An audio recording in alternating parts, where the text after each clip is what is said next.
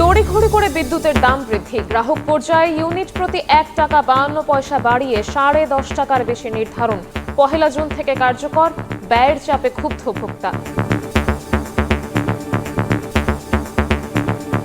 গ্যাসের দাম বাড়ছে, কারেন্টের দাম বাড়ছে, সবকিছুর তো দাম বাড়ছে। একটা জিনিসের দাম বাড়লে সব জিনিসের দাম বাড়ে। আমাদের তো আর বেতন বাড়তেছে না, নিয়ন্ত্রণের বাইরে গেলে মানুষ তো মনে করেন চলতে পারবো না। সব সরকারে আমাদেরকে আশা দেয়, আসলে যখন তারা সংসদে বসে তখন ওই অতীতের মতোই চলে। ভর্তি কমাতে হবে, একই সঙ্গে আবার ভোক্তার স্বার্থ দেখতে হবে। 15% বাড়িয়েছি, যাতে যারা লাইফলাইনে যারা ভোগ করে, নিম্ন আয়ের যারা ভোক্তা, তারা যেন সুবিধাটা পায়। বিদ্যুৎ জ্বালানির দাম বৃদ্ধির প্রতিবাদে কাল ঢাকা সহ সারা দেশে বিক্ষোভের ডাক জামায়াতের। আমরা আগামীকালে সারা দেশব্যাপী এই সমস্ত জ্বালানির মূল্য বৃদ্ধি এবং তার কারণে অব্যাহত দ্রব্যমূল্য বৃদ্ধির প্রতিবাদে ইনশাআল্লাহ আমরা কর্মসূচি পালন করব। এবার অন্যান্য শীর্ষ সংবাদ। হঠাৎ বাড়ছে সীমান্ত উত্তেজনা, যশোরে পুশিন চেষ্টা রুখে দেওয়ার পর জয়পুরহাট সীমান্তে কাঁটা তারের বেড়া বিএসএফের। সাতক্ষীরায় গুলিবিদ্ধ 2, সতর্ক অবস্থানে বিজিবি। ওসমান হাদি হত্যায় ক্যাসিনো খালেদের অস্ত্র ব্যবহার, নানকের পিএস সহ জড়িত 5, সিআইডির তদন্ত। মমতার মন্তব্য, আমলে নিচ্ছে না সরকার, আসামিদের ফেরাতে আলোচনা। নির্যাতন করে টিকে থাকা যায় না, সব দলকে রাজনৈতিক কর্মকাণ্ড করতে দিতে হবে। ঠাকুরগাঁওয়ে বিএনপি মহাসচিব। দেশ অস্থিতিশীল করার চেষ্টার বিরুদ্ধে সজাগ থাকার আহ্বান। এবং আরও 7 শিশু সহ হামে প্রাণহানি ছাড়ালো 600। অবহেলার কারণেই 8 দিনের 6 নবজাতকের মৃত্যু, ছাড় পাবে না জড়িতরা। স্বাস্থ্যমন্ত্রীর কাছে তদন্ত প্রতিবেদন জমা।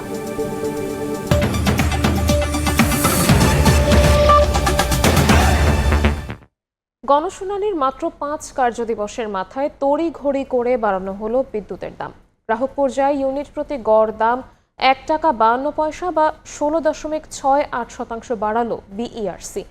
সংস্থাটির চেয়ারম্যান জানান, বাজেট সামনে রেখে গ্রাহক ও পাইকারি পর্যায়ে নতুন দাম ঘোষণা করা হয়েছে, যা 1 জুন থেকেই কার্যকর হবে। এদিকে বিদ্যুতের দাম বাড়ানোয় ক্ষুব্ধ জীবনযাত্রার ব্যয়ের চাপে থাকা গ্রাহকেরা। জ্বালানির দাম বৃদ্ধির মধ্যে এবার সাধারণ মানুষের কাঁধে নতুন বোঝা। অনেকটা তাড়াহুড়া করেই বাড়ানো হলো বিদ্যুতের দাম। বিদ্যুতের উৎপাদন গণশুনানির মাত্র 13 দিন বা 5 কার্যদিবসের মাথায় নজিরবিহীন দ্রুততায় বুধবার বিদ্যুতের দাম বাড়ানোর ঘোষণা দেয় Bangladesh energy regulatory commission BERC. পাইকারি পর্যায়ে প্রায় 20%, সঞ্চালন চার্জ 24% ও গ্রাহক পর্যায়ে বিদ্যুতের গড় দাম বাড়ানো হয় 16.68% বা ইউনিট প্রতি 1 টাকা 52 পয়সা। নতুন এ দাম কার্যকর হচ্ছে 1 জুন থেকেই। নতুন দাম অনুযায়ী আবাসিকে নিম্ন আয়ের গ্রাহকদের ইউনিট প্রতি বাড়তি দাম গুনতে হবে 69 পয়সা। অন্য আবাসিক গ্রাহকদের ক্ষেত্রে বাড়ানো হয়েছে সর্বোচ্চ 2 টাকা 74 পয়সা পর্যন্ত। বিদ্যুৎ বিভাগের প্রস্তাবিত দাম বৃদ্ধির সঙ্গে খুব একটা তফাৎ দেখা যায়নি বিইআরসির আদেশে। এমন অবস্থায় গণশুনানির মূল্য থাকলো কোথায়, প্রশ্ন ওঠে সংবাদ সম্মেলনে। এটা তো কোনো চাপ ছিল না। অবশ্যই জুন মাস এটা বাজেটের মাস, একটা বাজেট পেশ হবে আগামী 11 তারিখে। সো এই জিনিসটা আমাদের মাথায় ছিল যে বাজেটের আগে এটা দেওয়া ঠিক হবে। যদিও বিইআরসি চেয়ারম্যান আশা প্রকাশ করেন, রূপপুর পারমাণবিক কেন্দ্র থেকে বিদ্যুৎ সরবরাহ শুরু হলে কমবে বিদ্যুতের গড় উৎপাদন ব্যয়, যার সুফল পাবেন গ্রাহকরা। রূপপুর পারমাণবিক বিদ্যুৎ কেন্দ্র যদি উৎপাদনে আসে এবং যদি রিনিউয়েবল যে টার্গেট আমরা অ্যাচিভ করতে পারি, তাহলে দেখা যাবে যে কস্টলি যে বিদ্যুৎ কেন্দ্রগুলো সেগুলো চালানোর আর প্রয়োজন পড়বে না। এবং এর মধ্যে যদি আমরা ক্যাপাসিটি চার্জ কমাতে পারি, তো নিঃসন্দেহে প্রোডাকশন কস্ট কমবে। এই বিষয়গুলো আমরা নির্দেশনা দেবো যাতে ক্যাপাসিটি পেমেন্টটা হ্রাস পায়। কারণ বিদ্যুতের যে খরচ আছে, উৎপাদন খরচ, বেশ উল্লেখযোগ্য অংশ কিন্তু এই ক্যাপাসিটি চার্জ। সংবাদ সম্মেলনে বিইআরসি চেয়ারম্যান স্বীকার করেন, ভুল নীতির কারণে বেড়েছে বিদ্যুতের উৎপাদন ব্যয়। আরেক দফা দাম বাড়ায় নেতিবাচক প্রভাব পড়বে জনজীবনে। এদিকে বিদ্যুতের দাম বাড়ানোয় ক্ষুব্ধ জীবনযাত্রার ব্যয় নিয়ে চাপে থাকা গ্রাহকেরা। এই দেশে কোনো কিছুর দাম কমতেছে না, শুধু বাড়তেছে। সব সরকারে আমাদেরকে আশা দেয়, আসলে যখন তারা সংসদে বসে ওই অতীতের মতোই চলে। কামাইটা তো আর বাড়তি হচ্ছে না, কিন্তু আমাদের তো খরচাটা বেশি হয়ে যাচ্ছে। সব জিনিসেরই দাম, নিয়ন্ত্রণের বাইরে গেলে মানুষ তো মনে করেন চলতে পারবো না। আমরা দিন আনি দিন খাই। গ্যাসের দাম বাড়ছে, কারেন্টের দাম বাড়ছে, সবকিছুর তো দাম বাড়ছে। একটা জিনিসের দাম বাড়লে সব জিনিসের দাম বাড়ে। বিইআরসি বলছে, দাম বাড়ানোর পরও বিদ্যুৎ খাতে ভর্তুকি দিতে হবে 41,000 কোটি টাকা। ফারুক ভিয়া, রবিন, সময় সংবাদ, ঢাকা। বাজেটের আগে বিদ্যুৎ ও জ্বালানি তেলের দাম বাড়িয়ে জনগণের ওপর বোঝা চাপিয়ে দেওয়া হয়েছে বলে অভিযোগ করেছেন বিরোধী দলীয় নেতা ডাক্তার শফিকুর রহমান। প্রতিবাদে বৃহস্পতিবার সারা দেশে বিক্ষোভ কর্মসূচি পালনের ঘোষণা দেন তিনি। এদিকে ফ্যাসিবাদী কায়দায় ইসলামী ব্যাংক দখল করা হচ্ছে এমন অভিযোগ তুলে আন্দোলনে অংশ নেওয়ার কথা জানিয়েছেন জামাত আমির। রাজধানীর শেওড়াপাড়ায় স্থানীয় নাগরিকদের নিয়ে ঈদ পুনর্মিলনের আয়োজন করে বাংলাদেশ জামায়াত ইসলামীর কাফরুল থানা শাখা। এতে যোগ দেন স্থানীয় সাংসদ ও বিরোধী দলীয় নেতা ডাক্তার শফিকুর রহমান।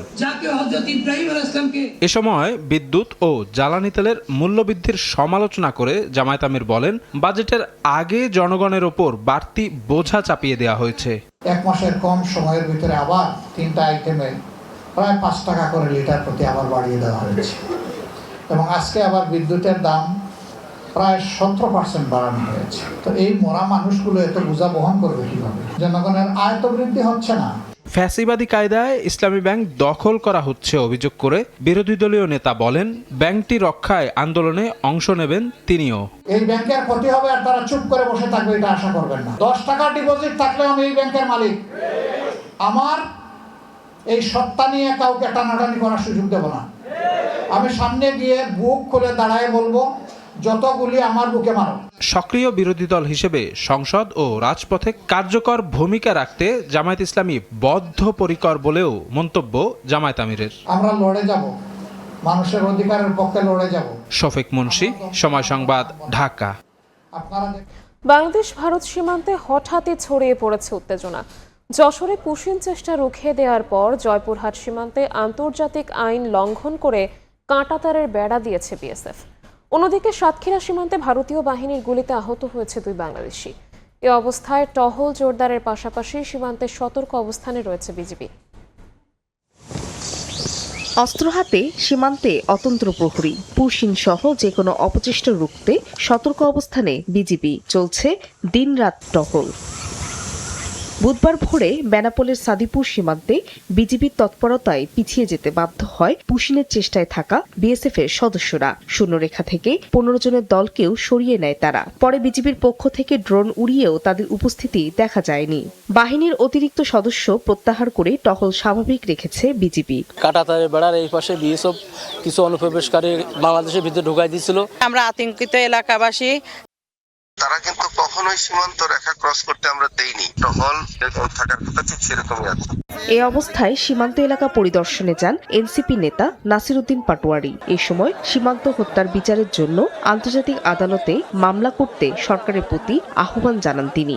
বিচার ছাড়াই যখন বাংলাদেশিদেরকে সীমান্তে ধরে ধরে হত্যা করেন, তাহলে সার্বভৌমত্ব বলে আছে যে কিছু, এটা বাংলাদেশের মানুষ আর আপনাদের ফাঁকা বুলি এখন আর বিশ্বাস করে না। সরকারকে বলবো আন্তর্জাতিক আদালতে যাওয়ার জন্য। এর আগে রোববার রাতে ভারতের হরিদাসপুর এলাকায় 3টি ট্রাকে করে 150 শতাধিক মানুষকে জড়ো করে বিএসএফ। এ সময় যশোর 49 ব্যাটালিয়নের টহল দলের বিজেপি সদস্যরা তাদের আটকে দেয়।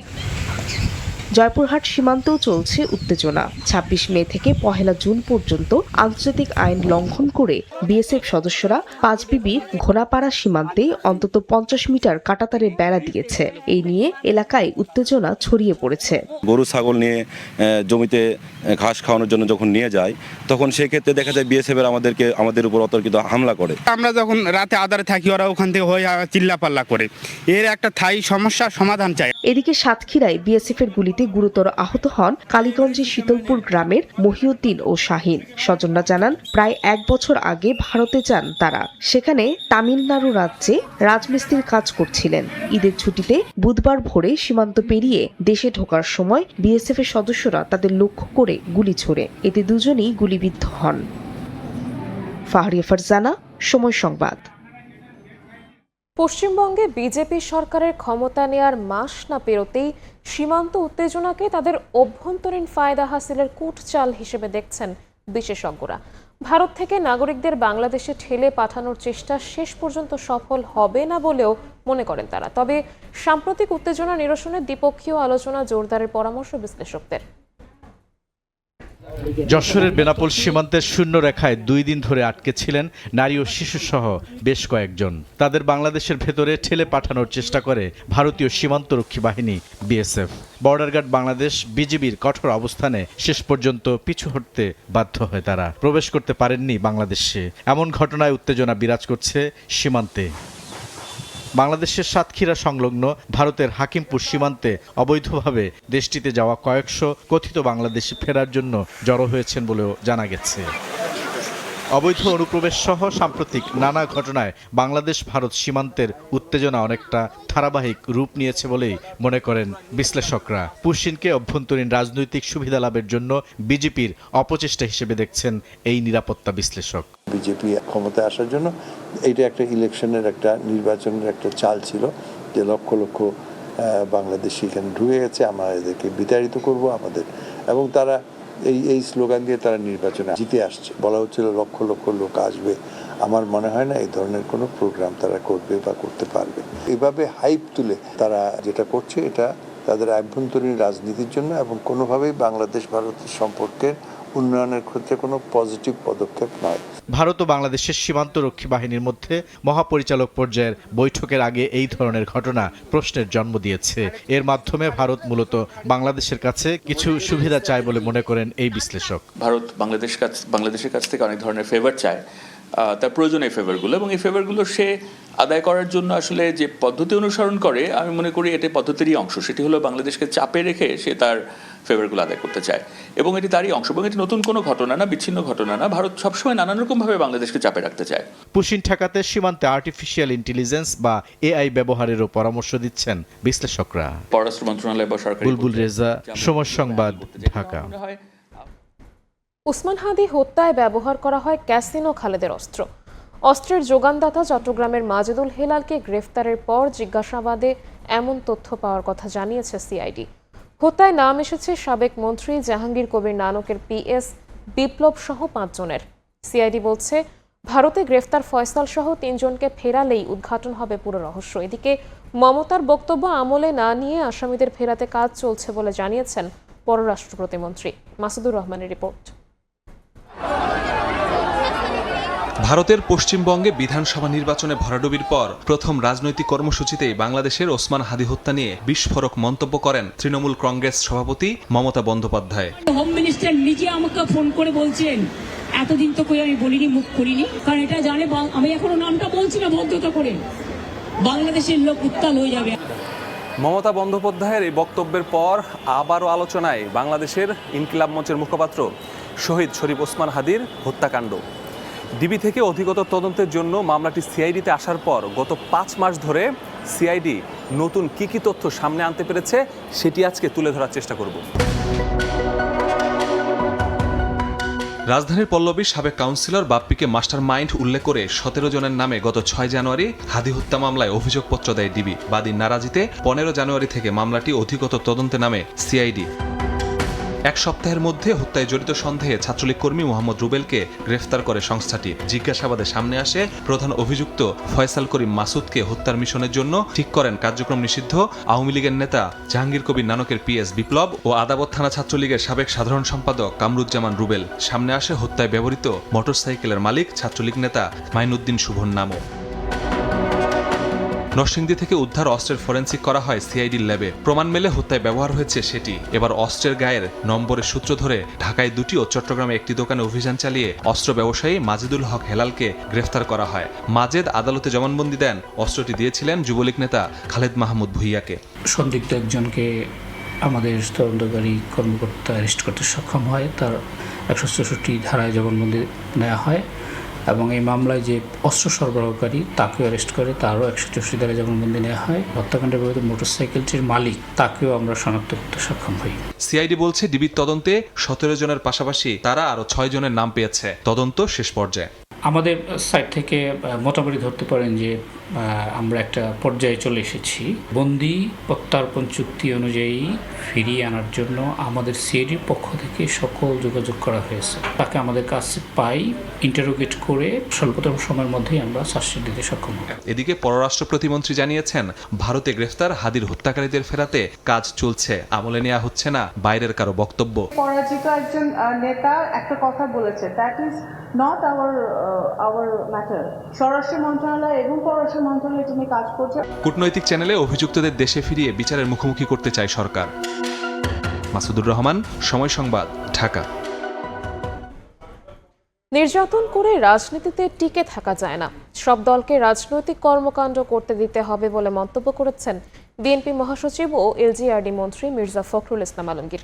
দেশকে অস্থিতিশীল করার চেষ্টার বিরুদ্ধে সজাগ থাকার আহ্বান জানিয়েছেন তিনি। ঠাকুরগাঁওয়ে আলাদা দুটি অনুষ্ঠানে এসব কথা বলেন তিনি।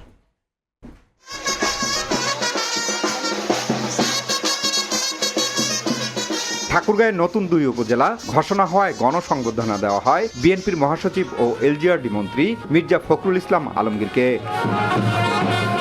বুধবার বিকেলে নতুন উপজেলা ভুল্লির গণসংবর্ধনা অনুষ্ঠানে যোগ দেন বিএনপির মহাসচিব। অনুষ্ঠানে দলের নেতাকর্মীদের উদ্দেশ্যে তিনি বলেন, নির্যাতন করে রাজনীতিতে টিকে থাকা যায় না, তাই সব রাজনৈতিক দলকে তাদের কর্মকাণ্ড করতে দিতে হবে। জনগণ আপনাদের উপর আস্থা রেখেছে, সেই আস্থার মূল্য আপনাদেরকে দিতে হবে। পিটিয়ে নির্যাতন করে ক্ষমতায় টিকে থাকা যায় না, যাকে তাতে হাসিনায় টিকে থাকি, তাই না?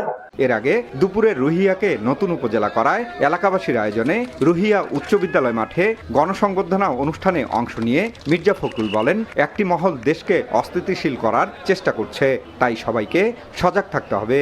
একটা মহল চেষ্টা করছে দেশে অস্থিতিশীলতা সৃষ্টি করবার জন্য। আপনাদের কাছে আমাদের আবেদন, যে অস্থিতিশীলতা সৃষ্টি না করতে পারে তার জন্য আপনাদেরকে সতর্ক থাকা, সজাগ থাকা। কারণ এই সময়ে যখন আমরা নতুন করে দেশ গঠন করবার কাজ শুরু করেছি তাকে আমার নেতৃত্বে, তখন যেন আমরা আবার এই বিভ্রান্ত না হয়ে যাই। বিএনপির মহাসচিব আরো বলেন, সব রাজনৈতিক দলের কেন্দ্রবিন্দু যেন সংসদ হয়, সেজন্য সংসদকে কার্যকর করতে হবে। দেশের মানুষ বিএনপির প্রতি আস্থা রেখেছে, যা নিজেদের কর্মকাণ্ডে দেখাতে হবে। জিয়াউর রহমান বকুল, সময় সংবাদ, ঠাকুরগাঁও। সচিবালয়ে কর্মব্যস্ত দিন কাটিয়েছেন প্রধানমন্ত্রী তারেক রহমান। সৌজন্য সাক্ষাৎ ছাড়াও কয়েকটি বৈঠকে অংশ নেন তিনি। প্রধানমন্ত্রীর সঙ্গে সাক্ষাৎ করেছে জাপানের ট্রেডিং ও বিনিয়োগ প্রতিষ্ঠান মিৎসুইয়ের প্রতিনিধি দল, যেখানে খাদ্য, জ্বালানি ও আইসিটি সহ বিভিন্ন খাতে বিনিয়োগের সম্ভাবনা নিয়ে আলোচনা হয়। এছাড়া ডিএনডি বাঁধ সংক্রান্ত একটি সভায় অংশ নেন সরকার প্রধান। সচিবালয়ে নিজ কার্যালয়ে বুধবার ব্যস্ত সময় পার করেছেন প্রধানমন্ত্রী তারেক রহমান। সকাল 9টা থেকে অফিস শুরু করে রাত পর্যন্ত বিভিন্ন বৈঠক সহ কয়েকটি সৌজন্য সাক্ষাৎ করেন সরকার প্রধান। সকালে সচিবালয়ের মন্ত্রিপরিষদ ভবনে জাপানের ট্রেডিং ও বিনিয়োগ প্রতিষ্ঠান মিৎসুই অ্যান্ড কোম্পানির প্রতিনিধি দল প্রধানমন্ত্রীর সঙ্গে সাক্ষাৎ করে। মিৎসুইয়ের এশিয়া প্যাসিফিক অঞ্চলের প্রধান নির্বাহী কর্মকর্তা মাকাতো সাতো প্রতিনিধি দলের নেতৃত্ব দেন। বৈঠকে খাদ্য, জ্বালানি ও আইসিটি সহ বিভিন্ন খাতে বিনিয়োগের সম্ভাবনা নিয়ে আলোচনা হয়েছে বলে জানা গেছে। বিকেলে প্রধানমন্ত্রী তারেক রহমানের সভাপতিত্বে ঢাকার নারায়ণগঞ্জ ড্যামরা অঞ্চলের ডিএনডি বাঁধ সংক্রান্ত এক সভা অনুষ্ঠিত হয়। এ সময় পানি সম্পদ মন্ত্রী শহীদুদ্দিন চৌধুরী অ্যানি, প্রতিমন্ত্রী ফরহাদ হোসেন আজাদ, স্থানীয় সরকার, পল্লী উন্নয়ন ও সমবায় প্রতিমন্ত্রী মীর শাহে আলম, ঢাকা দক্ষিণ সিটি কর্পোরেশনের প্রশাসক আব্দুস সালাম ও রাজক চেয়ারম্যান প্রকৌশলী মোহাম্মদ রিয়াজুল ইসলাম উপস্থিত ছিলেন। প্রধানমন্ত্রী তারেক রহমানের সঙ্গে তার কার্যালয়ে সাক্ষাৎ করেছেন লেফটেন্যান্ট জেনারেল মোহাম্মদ আসাদুল্লাহ মিনহাজুল আলম। শুক্রবার নিউ ইয়র্কে জাতিসংঘের সদর দপ্তরের উদ্দেশ্যে ঢাকা ত্যাগ করবেন তিনি। সেখানে দাপ্তরিক কার্যক্রম শেষ করে সাইপ্রাসে জাতিসংঘ শান্তিরক্ষা বাহিনীর 23তম ফোর্স কমান্ডার হিসেবে দায়িত্ব গ্রহণ করবেন লেফটেন্যান্ট জেনারেল মোহাম্মদ আসাদুল্লাহ মিনহাজুল আলম। বাংলাদেশের ইতিহাসে তিনি 8ম সেনা কর্মকর্তা, যিনি জাতিসংঘ শান্তিরক্ষা মিশনে ফোর্স কমান্ডারের দায়িত্ব পালন করতে যাচ্ছেন। আহমেদ সালেহিন, সময় সংবাদ, ঢাকা। রাত 11টার সময় আরও থাকছে। রামিসা ধর্ষণ ও হত্যা মামলায় 2 আসামির আত্মপক্ষ সমর্থন, দোষ স্বীকার সোহেলের। নির্দোষ দাবি স্বপ্নার, কাল যুক্তিতর্ক উপস্থাপন। আগামী সপ্তাহে রায় ঘোষণার আশা। আরও 7 শিশুসহ হামে প্রাণহানি ছাড়ালো 600। নতুন করে হাসপাতালে ভর্তি করা হয়েছে 1265 জনকে। টিকা কার্যক্রমের 2 মাস পরও কমেনি মৃত্যুর সংখ্যা। কারণ হিসেবে নিউমোনিয়া, শ্বাসকষ্ট সহ অন্যান্য জটিল রোগকে দায়ী করছেন চিকিৎসকরা। জনবহুল এলাকা থেকে শিশুদের দূরে রাখার পরামর্শ তাদের। শিশুদের শরীরে হামের টিকা কার্যকর হতে সময় লাগে 4 সপ্তাহ। সরকারি উদ্যোগে টিকা কার্যক্রমের সময় 2 মাস পেরোলেও এখনও কমেনি আক্রান্ত ও মৃত্যুর সংখ্যা। প্রতিদিন হাসপাতালে ভিড় করছে দেশের বিভিন্ন প্রান্ত থেকে আসা হামে আক্রান্ত শিশুরা। বর্তমানে হাসপাতালে থাকা বেশিরভাগ শিশু ঈদের ছুটিতেই আক্রান্ত হয়ে ভর্তি। ঈদের ছুটিতে ভিড়ের মধ্যে বাড়ি গেছে অনেকে, পাশাপাশি এ সময় বাড়িতে থাকে মানুষের সমাগম, এতে করে সংক্রমণের ঝুঁকি বেড়েছে। ঈদের বাড়িতে গেছিলাম, বাড়িতে যাওয়ার একদিন পরই অসুস্থ হয়ে পড়ে, প্রায় 4-5 দিন অসুস্থ এবং মাথা উঠাতে পারে না। প্রথমে এমনি ঠান্ডা লাগছিল, তারপরে জ্বর মানে আইতে আবার যাইতো এরপরে নিয়ে আসলাম এরপরে হেরা বলছে যে হাম। ঈদের 5-6 দিন আগে থেকেই আমরা দেখতেছি গোটা চোখ লাল। চিকিৎসকরা বলছেন সংক্রমণ কমাতে জনবহুল স্থান থেকে দূরে রাখতে হবে শিশুদের। যেই বাচ্চার সর্দি কাশি আছে সেই বাচ্চার কাছে না গেল অন্য বাচ্চা, যেই বাচ্চার গার্জিয়ান দেখলো যে তার বাচ্চার সর্দি কাশি জ্বর আছে তাকে একটু সরিয়ে রাখলাম। এটা সম্পূর্ণ ব্যক্তিগত সামাজিক সচেতনতা। এখন যেগুলি পাচ্ছি আমরা সেগুলি ছিল আনভ্যাকসিনেটেড, যেগুলির পুষ্টিহীনতা, যেই রোগগুলির রোগ ক্ষমতা কম, ওই রোগীগুলি এগুলো ইনশাল্লাহ কন্ট্রোল হয়ে যাবে। হামে বেশিরভাগ শিশু মৃত্যুর কারণ হিসেবে নিউমোনিয়া, শ্বাসকষ্ট সহ অন্যান্য জটিল রোগকে দায়ী করছেন সংশ্লিষ্টরা। অবস্থা জটিল হলে দ্রুত হাসপাতালে নেয়ার পরামর্শ তাদের। আয়েশা সিদ্দিক, সামিয়া, সময় সংবাদ, ঢাকা। কর্তৃপক্ষের অবহেলার কারণেই আদ্দিন হাসপাতালে 6 নবজাতকের মৃত্যু হয়েছে জানিয়ে স্বাস্থ্যমন্ত্রী বলেছেন, এ ঘটনায় জড়িতরা কোনোভাবেই ছাড় পাবে না। এ ঘটনার তদন্ত প্রতিবেদন স্বাস্থ্যমন্ত্রীর কাছে জমা দিয়েছে কমিটি। এমন ঘটনার পুনরাবৃত্তি ঠেকাতে দায়ীদের দৃষ্টান্তমূলক সাজার দাবি সন্তানহারা পরিবারগুলোর। কয়েক ঘন্টার মধ্যে আদ্দিন হাসপাতালে জীবন প্রদীপ নিভে যায় 6 নবজাতকের। দেশব্যাপী ক্ষোভ সৃষ্টি হলে সরকার অত্যন্ত গুরুত্বের সঙ্গে বিষয়টি তদারকি শুরু করে।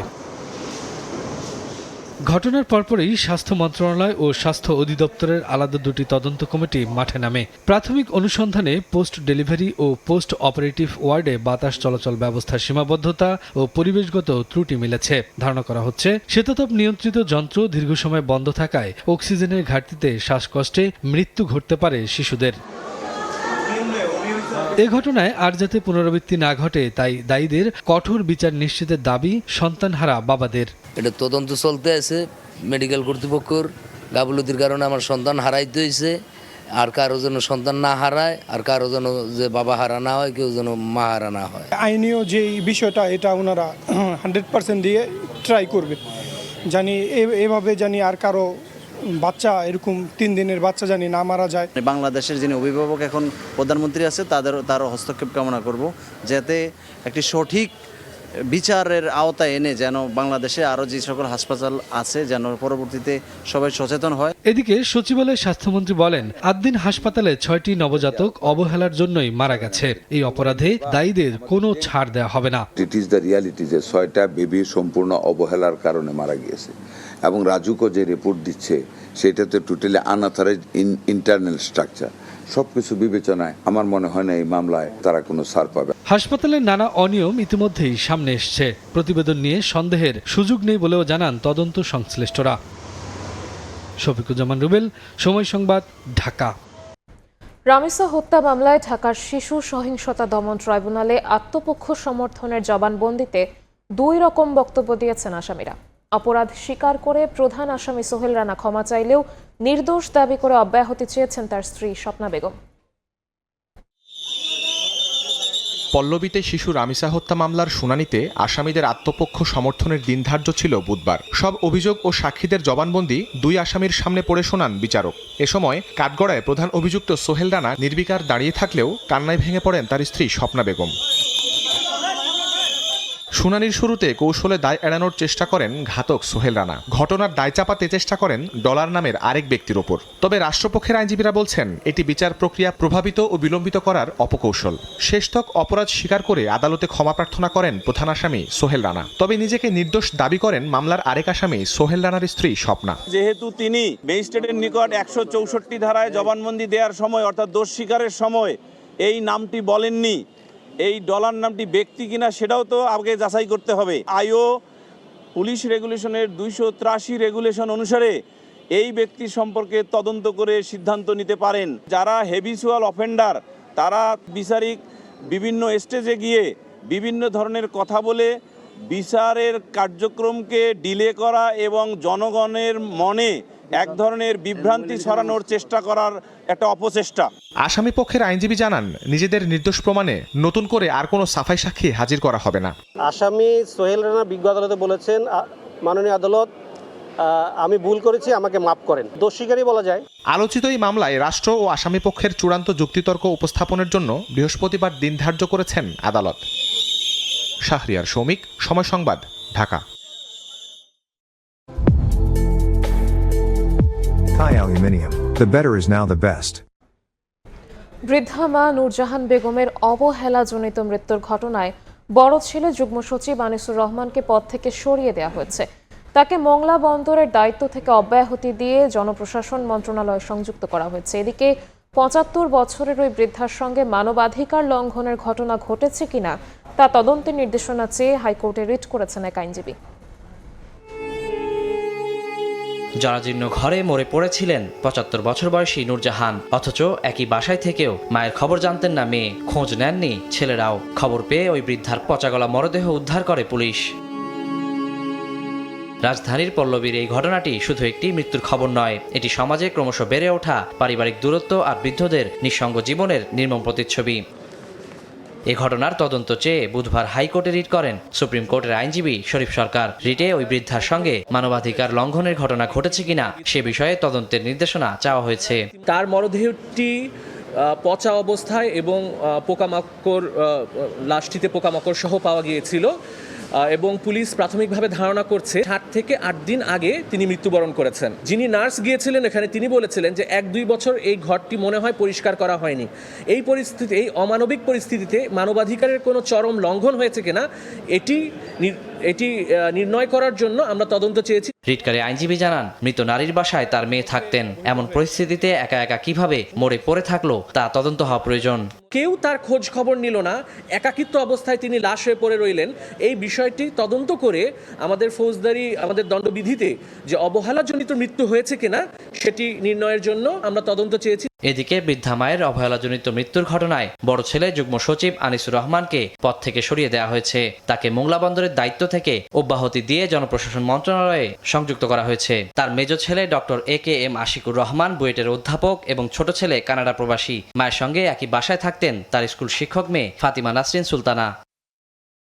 ওয়ালিউল সাকিব, সময় সংবাদ, ঢাকা। এবার বাণিজ্যের সংবাদ।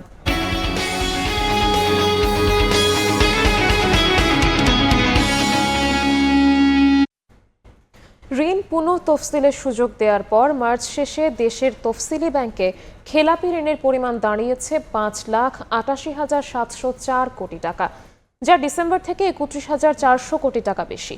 বাংলাদেশ ব্যাংক বলছে, আগের তুলনায় ব্যাংকগুলো এখন বেশি সচেতন হওয়ায় ঋণ পুনঃতফসিল বিবেচনা করা হচ্ছে কঠোরভাবে। এতে বেড়েছে খেলাপি ঋণের হার। গত অক্টোবর-ডিসেম্বর প্রান্তিকে খেলাপি ঋণ কমলেও মার্চ শেষে তা আবারও বেড়েছে। গত ডিসেম্বর মাস শেষে ব্যাংকিং খাতে খেলাপি ঋণের পরিমাণ ছিল 5,57,200 কোটি টাকা। 3 মাসের ব্যবধানে বেড়েছে 31,487 কোটি টাকা। বাংলাদেশ ব্যাংকের হালনাগাদ তথ্য বলছে, গত মার্চ শেষে দেশের তফসিল ব্যাংকে মোট বিতরণ করা ঋণের পরিমাণ দাঁড়ায় 18,24,000 কোটি টাকায়। আর একই সময়ে খেলাপি ঋণের পরিমাণ দাঁড়িয়েছে 5,88,000 কোটি টাকা। 3 মাসের ব্যবধানে ঋণ বিতরণ বেড়েছে প্রায় 4,000 কোটি টাকা, যা মোট বিতরণ করা ঋণের 32.26%। যেগুলো সবগুলো সিদ্ধান্ত কিন্তু কার্যকর হয়নি, যেগুলি কার্যকর হয়েছেও তারা যারা 2% ডাউন পেমেন্ট দিয়েছে, কিন্তু তারা কিন্তু কেউ এখন রিপেমেন্টের পর্যায়ে যায়নি, যেহেতু গ্রেস পিরিয়ড চলমান আছে। বাংলাদেশ ব্যাংক বলছে, ব্যাংকগুলো এখন অধিক সচেতন, ফলে ঋণ শিডিউলিং বিবেচনা করা হচ্ছে কঠোরভাবে। ব্যাংকের যারা ম্যানেজমেন্ট, তারা বাংলাদেশ ব্যাংকের ইন্সপেকশন টিমের চেয়ে তারা অধিকতর কনজারভেটিভ হয়ে যাচ্ছে। তারা নিজেরাই স্বপ্রণোদিত হয়ে যেটা খেলাপি হওয়ার না, সেটাও তারা কোয়ালিটিভ জাজমেন্টে ক্লাসিফাইড করে দিচ্ছে। রাষ্ট্র মালিকানাধীন ব্যাংকের খেলাপি ঋণের হার বিতরণ করা ঋণের প্রায় 46%। এসব ব্যাংকের মোট ঋণের পরিমাণ 3,26,600 কোটি টাকা। সেলিয়া সুলতানা, সময় সংবাদ, ঢাকা। গাজীপুরের কাশিমপুর মহিলা কেন্দ্রীয় কারাগার থেকে জামিনে মুক্তি পেলেন নারায়ণগঞ্জ সিটি কর্পোরেশনের সাবেক মেয়র সেলিনা হায়াত আইভী। জামিনের কাগজপত্র পৌঁছালে রাত 10:10 তিনি কারাগার থেকে বের হন।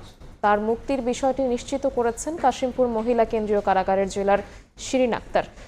কারাসূত্রে জানা যায়, আগেই আদালতের মাধ্যমে জামিন হয় সেলিনা হায়াত আইভীর। পরে কারা কর্তৃপক্ষ কাগজপত্র যাচাই বাছাই শেষে তাকে মুক্তি দেয়। আদালতের রায়ে সন্তোষ প্রকাশ করেছেন সেলিনা হায়াত আইভীর আইনজীবী। গত বছরের 9 মে নারায়ণগঞ্জ শহরের নিজ বাসা থেকে তাকে গ্রেফতার করে পুলিশ।